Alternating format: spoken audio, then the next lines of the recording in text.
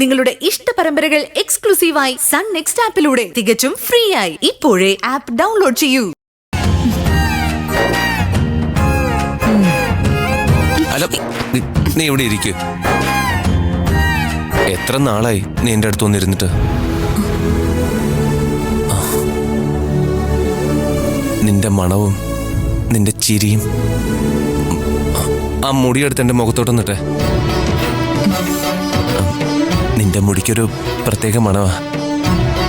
നിനക്കുണ്ട് ചന്ദനത്തിന്റെയും കാച്ചി എണ്ണയുടെയും കൂടിക്കൊഴിഞ്ഞൊരു വല്ലാത്തൊരു മണം. അത് നഷ്ടപ്പെട്ടു പോയെന്ന് പേടിച്ചിരിക്കായിരുന്നു ഞാൻ.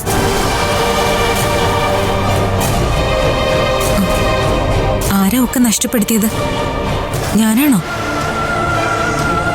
വിധിയല്ലേ, എന്റെ വിധി. ഒരിക്കലും ഒരു പെണ്ണിനും ഇങ്ങനെ ഒരു വിധി വരുത്തരുത് എന്റെ ദൈവമേ. രൂപേഷേട്ടന് ഒരു മോളെ വേണമെന്നല്ലേ മോഹം?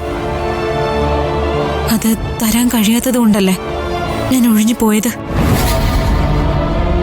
ശ്രേയയുടെയും നിഖിലിന്റെയും കല്യാണം കഴിയുന്നത് വരെ അതുവരെയെങ്കിലും എന്നെ നിൽക്കാൻ അനുവദിച്ചല്ലോ.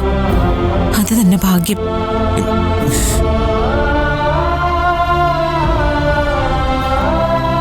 എല്ലാം എന്റെ തെറ്റാ. ജെസ്സി ഡോക്ടർ എന്നോട് എല്ലാം പറഞ്ഞു. എന്ത് പറഞ്ഞെന്നാ?